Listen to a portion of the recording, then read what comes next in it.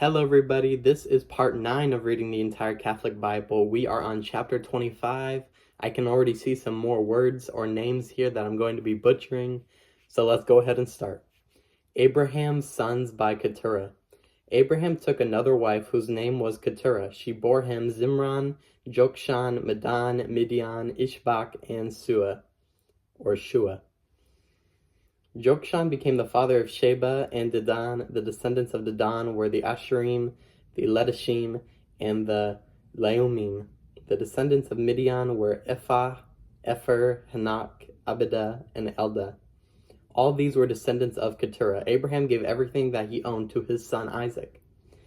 To the sons of his concubines, however, he gave gifts while he was still living, as he sent them away eastward to the land of Kedem, away from his son Isaac. Death of Abraham. The whole span of Abraham's life was 175 years. Then he breathed his last, dying at a ripe old age, grown old after a full life, and he was gathered to his people.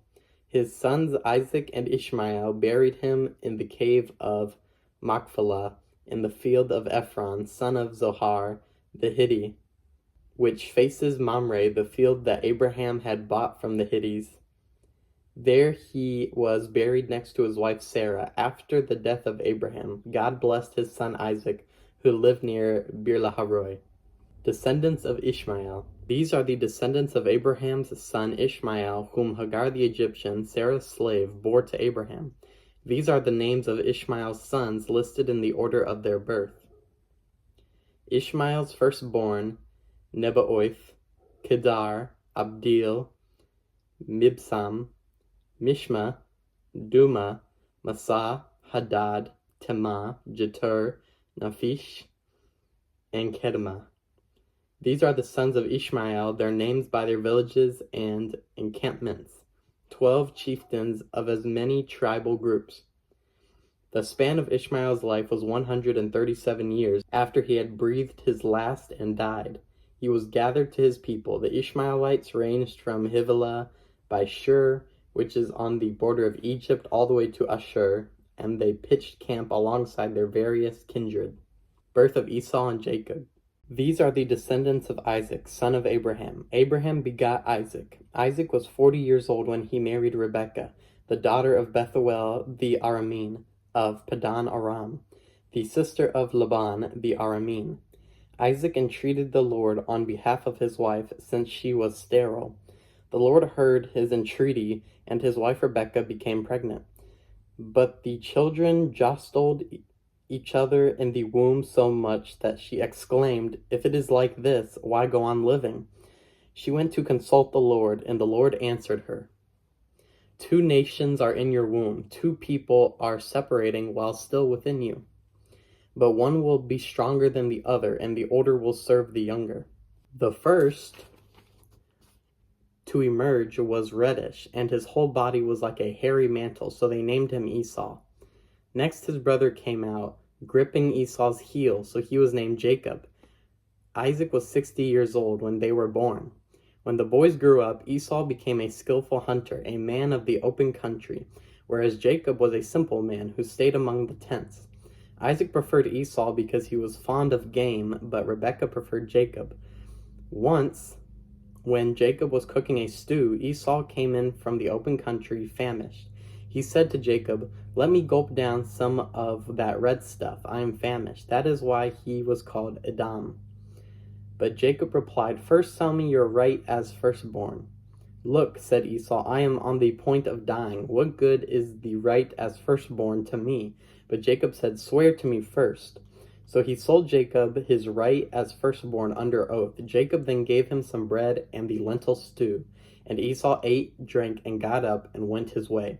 So Esau treated his right as firstborn with disdain.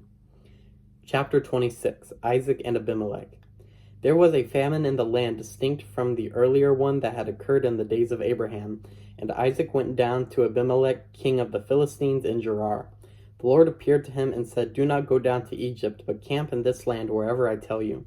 Sojourn in this land, and I will be with you and bless you, For to your descendants I will give all these lands in fulfillment of the oath that I swore to your father Abraham. I will make your descendants as numerous as the stars in the sky, and I will give them all these lands, and in your descendants all the nations of the earth will find blessing.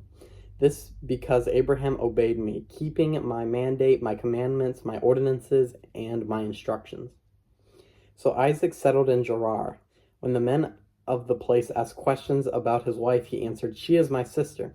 He was afraid that if he called her his wife, the men of the place would kill him on account of Rebekah, since she was beautiful. But when they had been there for a long time, Abimelech, king of the Philistines, looked out of a window and saw Isaac fondling his wife Rebekah. He called for Isaac and said, "She must certainly be your wife. How could you have said she is my sister?" Isaac replied, "I thought I might lose my life on her account." "How could you have done this to us?" exclaimed Abimelech. "It would have taken very little for one of the people to lie with your wife, and so would have brought guilt upon us." Abimelech then commanded all the people, "Anyone who maltreats this man or his wife shall be put to death." Isaac sowed a crop in that region and reaped 100-fold the same year.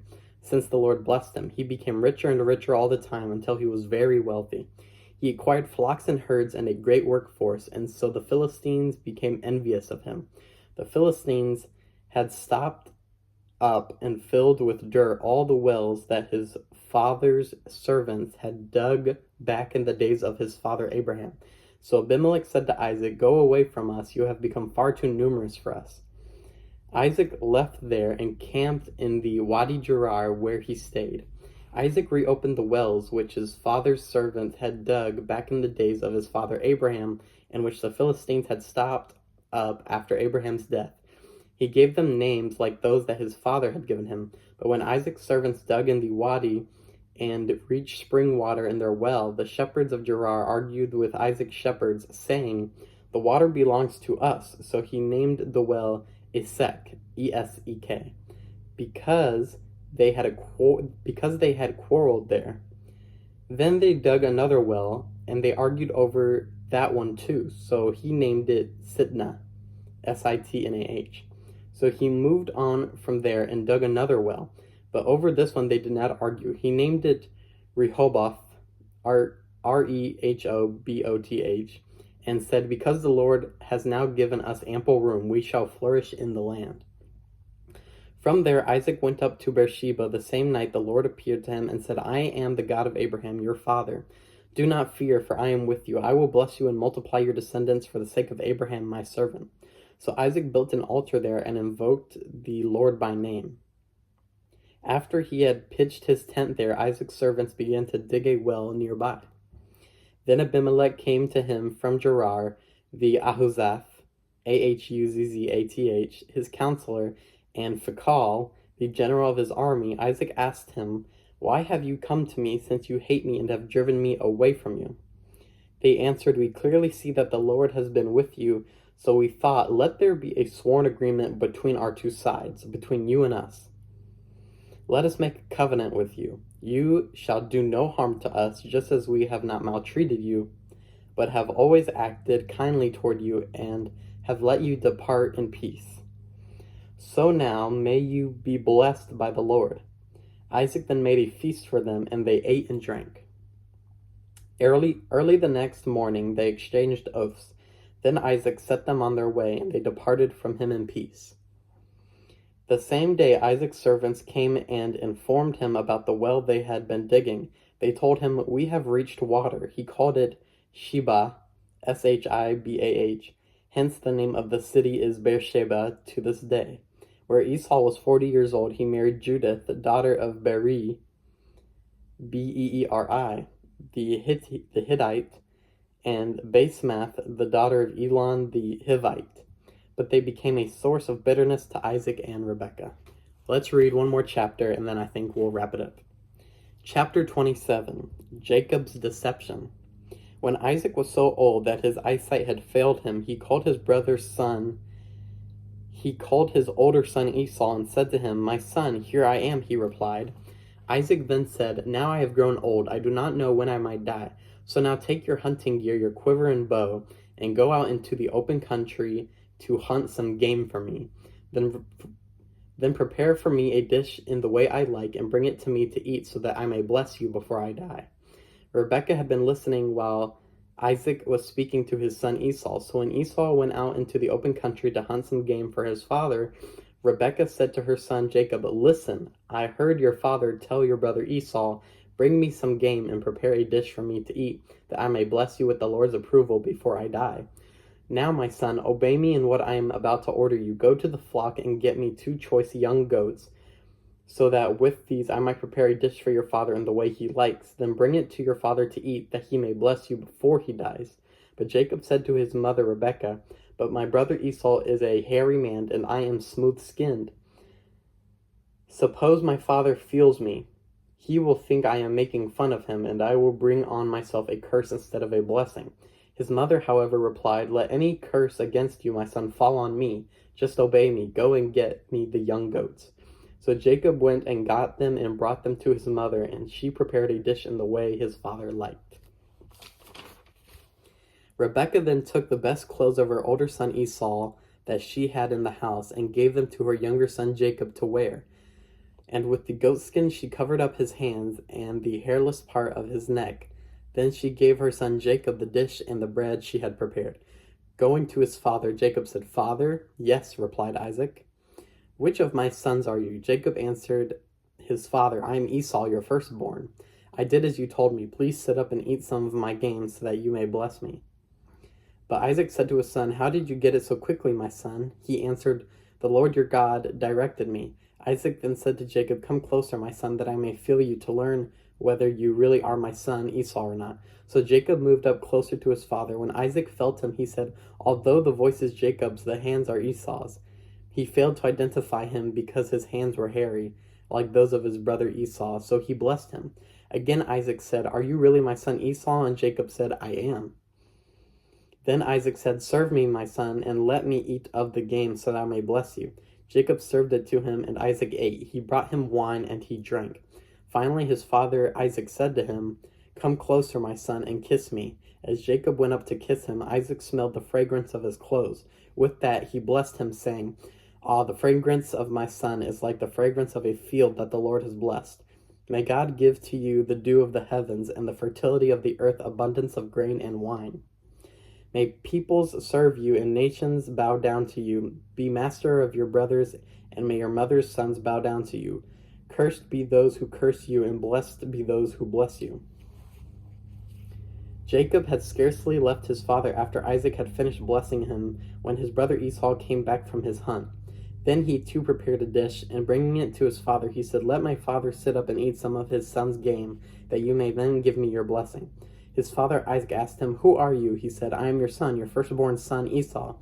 Isaac trembled greatly. "Who has it then?" he asked. "That hunted game and brought it to me. I ate it all just before you came, and I blessed him. Now he is blessed." As he heard his father's words, Esau burst into loud, bitter sobbing and said, "Father, bless me too." When Isaac said, "Your brother came here by a ruse and carried off your blessing," Esau exclaimed, He is well named Jacob, is he not? He has supplanted me twice. First he took away my right as firstborn, now he has taken away my blessing." Then he said, "Have you not saved a blessing for me?"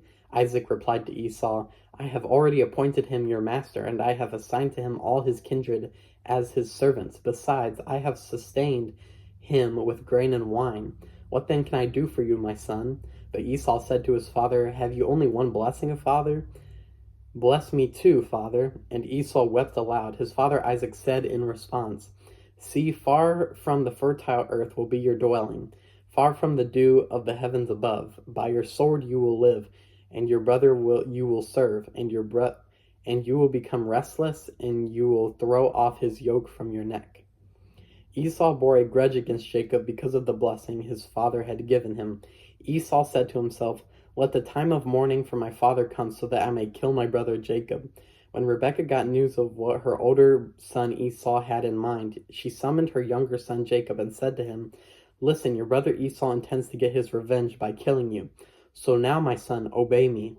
Flee at once to my brother Laban in Haran, and stay with him a while until your brother's fury subsides. Until your brother's anger against you subsides, and he forgets what you did to him. Then I will send for you and bring you back. Why should I lose both of you in a single day?" Jacob sent to Laban. Rebekah said to Isaac, "I am disgusted with life because of the Hittite woman. If Jacob also should marry a Hittite woman, a native of the land, like these women, why should I live?" And we'll stop right there before chapter 28. Very long chapters. I feel like each of them are getting longer and longer now. Progress is still pretty good though, so that is what I am glad about. Glasses off. Thank you everybody so much for watching. See you next time.